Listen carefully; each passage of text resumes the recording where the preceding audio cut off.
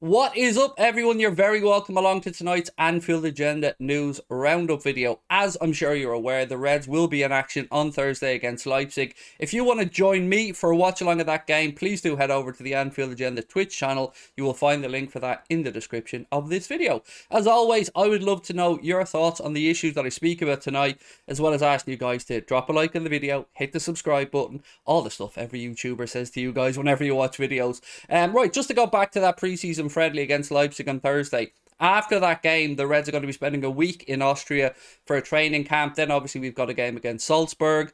Then we lead towards the Community Shield against Manchester City, followed up by the final preseason friendly, I believe, the day after against Strasbourg. So look, what's been happening in the world of Liverpool? What can we expect? What new nonsense has been posted around links?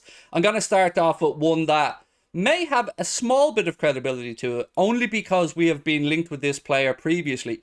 L'Equipe have claimed that Liverpool are interested in Rennes forward Martin Terrier. Sound familiar? He probably does, because we were linked with this guy right back a couple of months ago as well. Now, I don't know if there's truth to this or not. The only reason I'm bringing it to you guys is because, as I said, it's not the first or the second time we've been linked with this player, who I think is a kind of underrated footballer, in fairness, but I believe other Premier League clubs are more interested.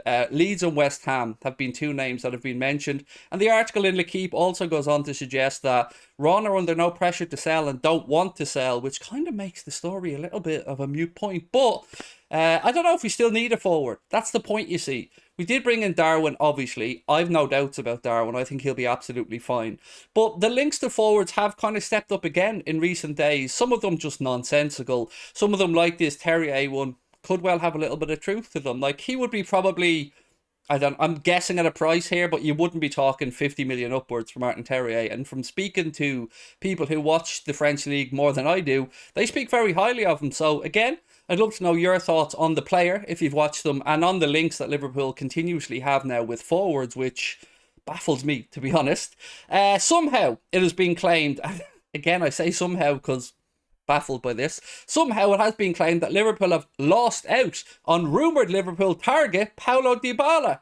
Yeah, that's right, Paolo Dybala. Who would have thought? None of us knew we were interested. Hell, the club didn't even know that we were interested. But apparently, according to the media, the way this has been spun out there is that Jose Mourinho and Roma have pulled off a bit of a masterclass by getting Paolo Dybala. The same Paolo Dybala who Juventus didn't want, who pretty much every Premier League club turned down the option to sign, and had no real other options other than staying in Italy and going to play for Roma. There you go. Liverpool have lost out, though. I love the way they throw our name in randomly to transfers just to kind of get clicks on it and stuff. Look, the only interest I've ever known from the Premier League in Paulo Dybala was previously for Manchester United and Spurs. Didn't happen for whatever reason. He's now gone. He's joined, I think if I'm not mistaken, Roma are in Portugal at the minute for the pre-season training camp, and I think Paulo Dybala flew in there today to complete all the formalities around that deal, and I'm sure you'll get a here we go from Fabrizio soon if you haven't already got one by the time you watch this video.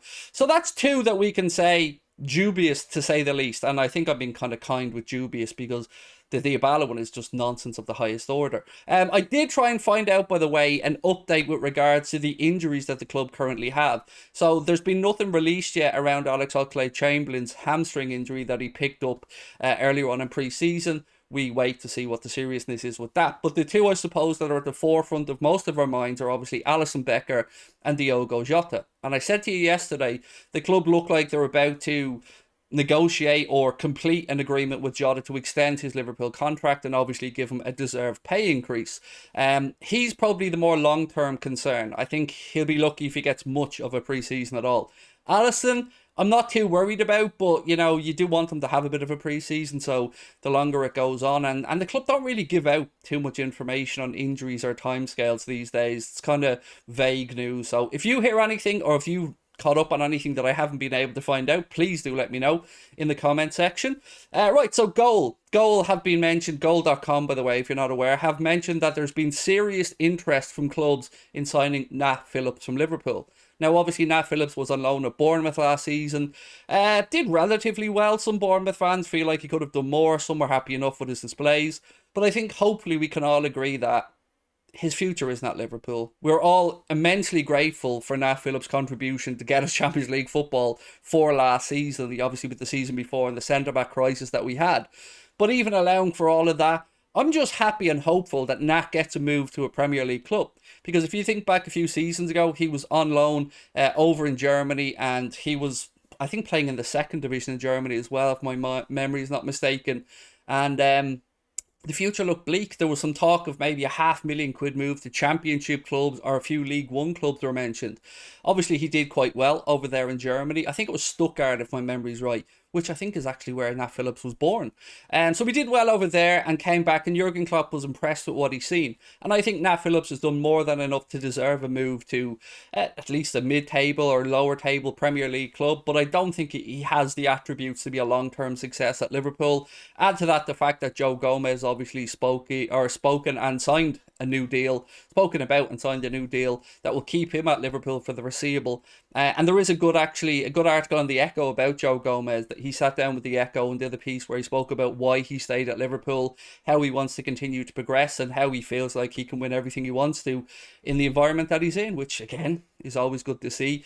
But for Nat Phillips, no fee has been mentioned. I don't know what Nat Phillips would be worth in this market, but I would gather anywhere from 10 million up, maybe. I don't know. Maybe let me know your thoughts again in the comment section on Nat Phillips.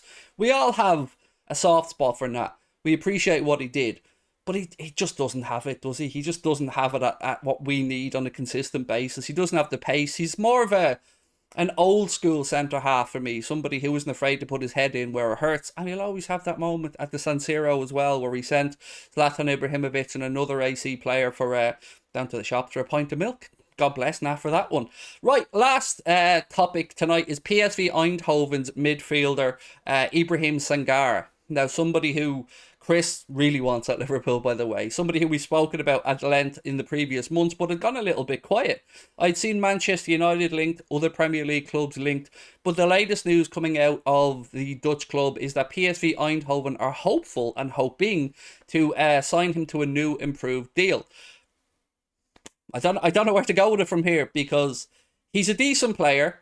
I still think we need a midfielder. I'm guessing most of you guys probably feel that Liverpool still need a midfielder as well.